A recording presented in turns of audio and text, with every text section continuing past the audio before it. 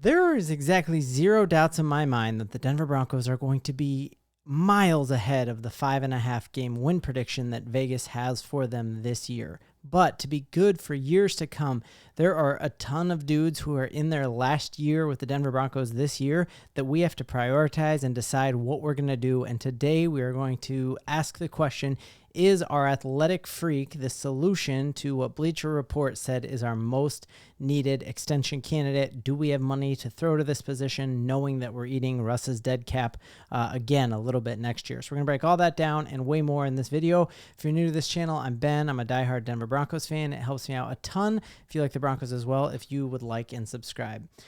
So as a dad of 4, all the time I get things stuck in my head like Baby Shark or Let It Go or all these things. And there was a hot second there in Denver where the thing that I had in my head all the time was holding number 72. And then all of a sudden, Garrett Bulls snaps out and goes from being just like a pariah for us in Denver to being a guy who's like a stable part of this offense who we can count on, and a left tackle who he's not a game wrecker anymore, and he's not causing these egregious penalties, and he's really just been the picture of consistency. He's a guy who on the field and off the field is a leader, and I've really gone from like being like, John Elway, what were you thinking? You blew it, man. You drafted him. He's one of the oldest Broncos I've ever remembered being drafted. He was 25 when he was drafted, which just felt crazy. And now all of a sudden he's just been a constant starter here with the Denver Broncos and a fixture of an offensive line that at one point last year was ranked 7th according to Pro Football Focus. And so he is one of the many, many dudes who is going to be reaching into their bag to get a long-term deal. And the question becomes, what do we do at that left tackle position? I think for Bo Nix or Jarrett Stidham or whoever is the starter, having a left tackle who you can count on all the time because of that whole blindside mentality is critically important. And we've seen teams like the Dallas Cowboys make their run because they have a great offensive line. And that's just a position I don't want to take a massive step back into. And so here's this article that, according to Bleacher Report, of all the guys who need to get their deal, they are saying that they think Garrett Bolles is the most important extension candidate for the Denver Broncos. So he would be commanding over $15 million a year if we were to give him a deal that's like a top 10 deal. I think if there's any player in Denver who'd be willing to take a hometown discount, Garrett Bolles just raves about the fan base and raves about how this fan base never gave up on him. If he was playing in a lot of other places, I remember there was times he was like booed on the field and they still always had his back despite that. And so I could see him taking a deal that would be less than that.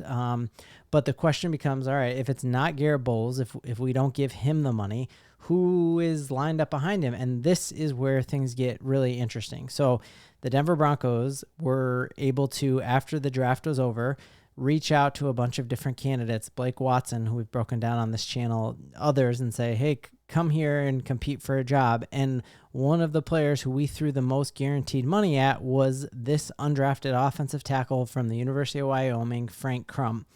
Now, Frank Crum is an athletic freak, absolute athletic freak. His RAS score is off the chart. He is 6'8", 313 pounds, and you compare that to Garrett Bulls only being 6'5", 297. And he was the tied for the second fastest 40-yard dash time of any NFL offensive lineman in last year's combine. He ran a 4.9440, which is like, I think I weigh $160 if I'm wet, and I don't think I could run a 4.9440. And so like insane to have that kind of frame and to be faster than Bulls on every single one of these measures, like, you know, right at where Garrett Bulls is here. Their 10-yard shuttle split is very similar. He's a bit faster, much more explosive with almost a 32-inch vertical leap, which is like an NBA player. Broad jump, very similar to what Garrett Bulles has. And, you know, the one thing that seemed to be maybe a downside for him is strength, that to only do that 235 on the bench 22 times when you weigh 313, like that's not, he doesn't have like as much upper body strength, or maybe it's just like the length the bar has to go. It's a little harder. But, you know, in the NFL, you're blocking dudes who weigh more than 235 like all the time. And if you can only bench it 22 times, maybe that's showing he doesn't have the kind of strength. But the question becomes like, how nervous would that make you in Denver if we go from a perennial starter in Garrett Bolles to a guy who didn't even get drafted? Now, I think the upside is the fact that we went out and targeted him of all the undrafted free agents is a very, very good sign. And I think if any coach could help him, he obviously has the athleticism for it, that he's a better athlete and has better size and weight than Garrett Bulls. So then it's all about what's going on between the ears, right? And Zach Strief, being our offensive line coach, who played tackle for Sean Payton, if anyone can help him break down the game and learn the footwork, I think it is going to be Zach Strief. And so this is a position I'm going to have my eyes glued on during the preseason, is seeing how he develops, because if we see him have a great preseason and blocking for whoever that backup quarterback is, that we aren't seeing pressure and we're seeing him rise to that occasion, then I think you could see Garrett Bulls walk. Not because we don't want him. Here's his really fast 40 time. And like, man, this dude, insane. Look at those luscious locks just flowing behind him. So definitely an incredible athlete. But the thing with the Denver Broncos is we've got a ton of dudes, like I said, who we need to figure out for next year. So this time next year, we're going to be looking at all of these guys. So Quinn Meinerz, who has been really every single announcer who announces our game, talks about the belly here and just saying he's one of the best guards in the entire NFL. And Denver Sports 104.3 The Fan said, hey, this should be our number one priority. Obviously, to me, our number one priority is the best corner in football. We drafted him with a first-round draft pick. I think we definitely need to lock him down. And then I agree here, Baron Browning. We were a different defense altogether when Baron Browning came back, and that's an underrated thing that no one seems to give him credit for. But Vance Joseph talked about it. It's like when Baron Browning came back healthy, we were a totally different defense. And you even hear Sean Payton talk about it, that this time last year, he hadn't even talked to Baron Browning 5 total times, and he talks to him 5 or 6 times a day now. And so I think this is one of the reasons I'm really high on our defense this year, is like we have Baron Browning healthy from the jump. We're knocking on wood that he's staying healthy throughout the training camp and preseason and all that. But look at all of these other guys. So this is Spot Track here, and these are all of the players whose contract expires this year. So from this all the way up, like that's a lot of scrolling.